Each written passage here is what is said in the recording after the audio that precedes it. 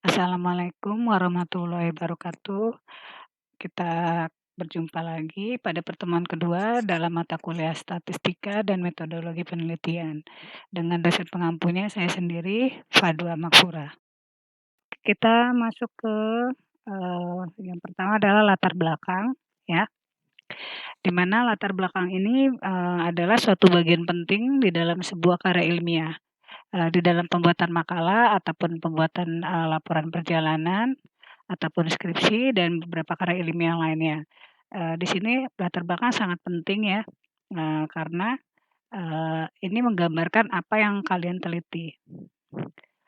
Lalu pengertian latar belakang itu sendiri adalah uraian paragraf ya. Jadi dalam bentuk satu paragraf yang menjelaskan tentang alasan mengapa suatu karya tulis itu dibuat. Misalnya saja latar belakang skripsi yang memuat tentang mengapa topik skripsi tersebut harus dibuat. Oke. Sedangkan tujuan pembuatan latar belakang itu biasanya untuk memberitahukan pada pembaca mengenai apa yang akan dibahas dalam hasil karya tersebut. Misalnya dalam skripsi kalian itu sama saja ya. Di mana posisi latar belakang pada sebuah tulisan selalu berada di urutan paling depan. Di sini akan saya kasih contoh ya untuk yang nanti kalian berminat di semester 5 minat di bidang manufaktur ya. Contoh pertama. Misalnya ini, negara Indonesia merupakan negara yang mempunyai banyak jenis industri kecil. Salah satu dari banyak industri kecil yang menggunakan bahan baku bambu sebagai bahan bakunya adalah seperti industri pembuatan kursi atau mebel dari bambu ya. Lalu peralatan rumah tangga, sumpit, tusuk sate, sangkar burung, dan lain-lain.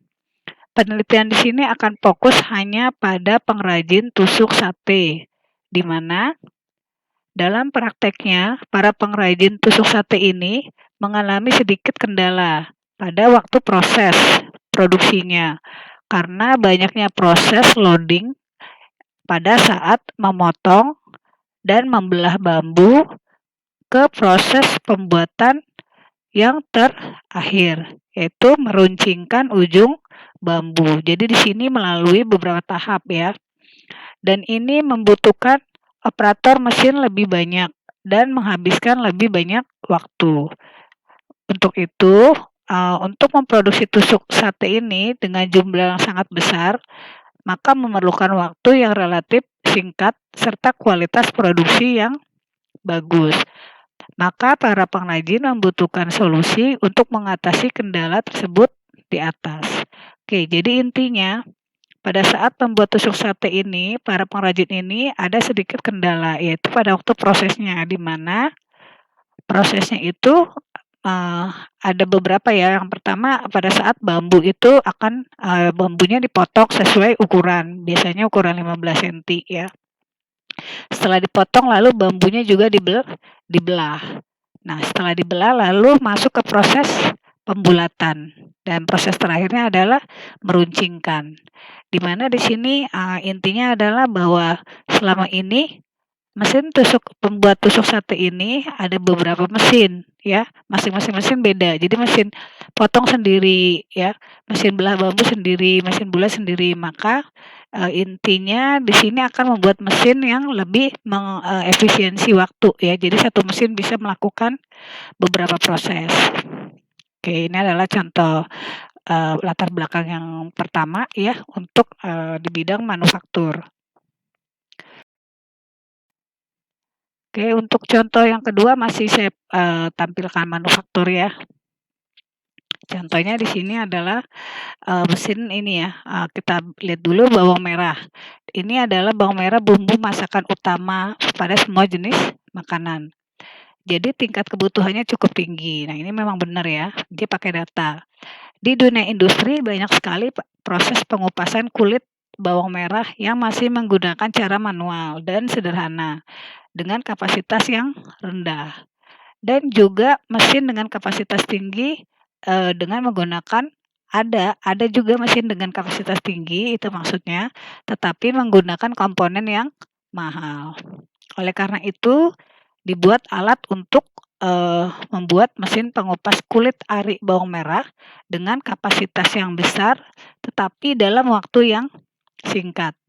Tetapi juga menggunakan komponen yang murah serta tahan lama.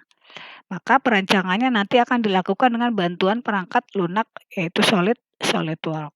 Oke, jadi intinya, latar belakangnya bahwa, ada beberapa di sini bahwa, bawang merah itu jadi, menu utama ya, bahan bahan atau bumbu masakan utama, tetapi pengolahannya sangat lama sekali ya, karena masih menggunakan manual, untuk pengupas kulit arinya. Oke, sudah ada pengupas bawang, kulit ari bawang merah, tetapi, mesinnya, eee, output sedikit, juga komponennya, eee, ini sekalinya ada, yang bagus komponennya mahal. Maka tujuan di sini atau latar belakangnya akan membuat, mesin yang, cepat ya, waktunya singkat ini dengan waktu yang singkat, tetapi, komponennya murah dan tahan lama, serta hasilnya juga banyak atau output-nya tinggi. Oke, untuk berikutnya, untuk, yang, berminat nanti ke konversi energi. Ini beberapa penelitian beberapa tahun yang lalu ya. Di sini, menyatakan bahwa latar belakangnya beberapa hasil penelitian telah menyebutkan bahwa 65% kematian di Asia disebabkan oleh polusi udara. Jakarta sebagai ibu kota negara Indonesia bahkan dianggap sebagai kota dengan polusi udara terburuk ketiga di dunia, di mana sekitar 70% polusi diperoleh dari emisi gas buang kendaraan bermotor dan sisanya dari industri. Lalu liquefied gas for vehicle atau LGV telah dipertimbangkan oleh pemerintah untuk menjadi salah satu solusi untuk mengurangi emisi gas buang pada kendaraan. Juga untuk menggantikan bahan bakar minyak. Dalam hal ini adalah, yang kalian lebih kenal disebut premium ya. Walaupun, di tahun-tahun belakangan ini premium juga sudah mulai menghilang ya, diganti dengan pertalite karena ini penelitian lama ya. Oke, kita lanjut. Karena LGV memiliki nilai oktan yang lebih tinggi yaitu 98 dibandingkan dengan premium yang hanya 88. Jadi bedanya 10 ya, 10 poin. Maka tujuan dari penelitian ini adalah untuk mengetahui kandungan gas buang hasil pembakaran LGV pada kendaraan bermotor dan, perbandingannya dengan kadar emisi gas premium. Jadi membandingkan antara emisi, LGV dengan premium. Pengujian dilakukan pada kendaraan Daihatsu Grand Max tahun 2013. Ini sudah lama ya, kendaraan lama ya, 7 tahun yang lalu, dengan hanya memfokuskan pada perbandingan kadar karbon monoksida atau CO, hidrokarbon HC, karbon dioksida CO2, lambda, dan oksigen. Pengujian dilakukan dengan standar baku tanpa melakukan penyesuaian pada injection pressure maupun injection timing ya. Jadi pengujian ini dilakukan dengan standar kedua ini ya, injection pressure dan timing.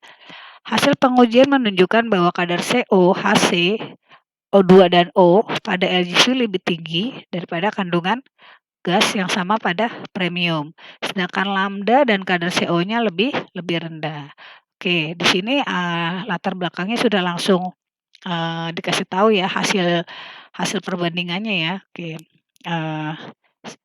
kalau untuk suatu penelitian, boleh ditampilkan ya. Jadi ini nanti lebih ke abstrak ini lebih boleh ke abstrak, tapi kalau untuk latar belakang sebaiknya hasil itu jangan ditampilkan dulu ya. Oke, karena baru berdasarkan latar belakang, tetapi untuk latar belakang itu yang kalian tampilkan cukup, kekurangan-kekurangan, dari penelitian sebelumnya atau, masalah, jika penelitian ini dilakukan ya. Untuk hasilnya kalau ini kan sudah ada ya hasilnya ya, bahwa LGV lebih tinggi daripada kandungan gas. Nah ini boleh kalian, keep dulu atau disimpan dulu untuk nanti di, laporan di abstraknya atau di kesimpulan. Oke, itu contoh yang ketiga di bidang konversi. Masuk kita contoh keempat, masih konversi energi juga. Karena di jurusan teknik mesin FTWNJ itu hanya ada 2 peminatan ya. Kalau dulu ada 3 konstruksi, sekarang konstruksi digabung dengan manufaktur ya. Oke, jadi di sini saya hanya akan membahas contoh dari segi manufaktur dan segi konversi energi. Untuk konstruksinya bisa digabung nanti di manufaktur. Oke, contoh keempat. Latar belakang pembuatan alat penukar kalor. Ini mempunyai peranan penting dalam suatu proses produksi dalam industri. Salah satunya adalah tipe dari alat penukar kalor atau APK yang banyak dipakai, yaitu Seal and Tube Heat Exchanger. Alat ini terdiri dari sebuah sel silindris di bagian luar dan sejumlah tube ya atau tube pada bagian dalam.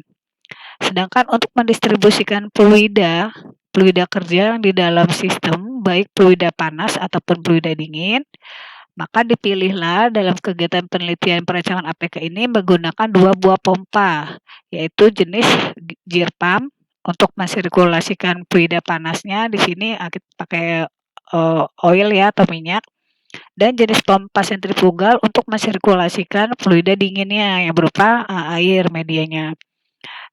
Yang berfungsi untuk mensirkulasikan kedua fluida tersebut, sehingga dalam penentuan yang tepat terhadap spesifikasi dari alat penukar kalor yang dirancang, diharapkan dapat meningkatkan performa dari APK yang dirancang. Oke, jadi latar belakang di sini adalah untuk mencari unjuk kerja dari pompanya ya, pakai 2 jenis pompa. Tujuannya apa? Untuk membuktikan bahwa apakah unjuk kerja pompa yang dipilih ini yang jenis gear pump dan sentrifugal itu memang tepat untuk media pendingin panas ataupun dingin ya. Oke, itu adalah contoh keempat. Oke, maka conclusion-nya atau kesimpulannya dalam sebuah penulisan latar belakang ya. 1, bahwa latar belakang itu harus berisi alasan kenapa suatu penelitian kalian lakukan. Yang kedua alasannya bahwa penelitian itu memang belum pernah dilakukan. Yang ketiga, penelitian sudah dilakukan tetapi masih memiliki kekurangan di sana sini, sehingga kalian berniat untuk menutupi kekurangannya ya, atau disebut juga modifikasi. Oke, sedangkan judul biasanya nanti ditentukan di akhir atau bisa juga direncanakan di awal. Jadi kalian sudah bisa, oh saya mau judul ini, maka latar belakangnya ini, gitu ya. Tetapi ingat, judul masih bisa berubah, ya. Kalau latar belakang tidak, judul masih bisa berubah jika ternyata hasil pengujian kalian itu berbeda dengan apa yang direncanakan. Jadi judul boleh dilakukan di awal hanya untuk patokan saja, untuk patokan latar belakang, tujuan dan definisi masalah ya. Tetapi masih bisa diubah.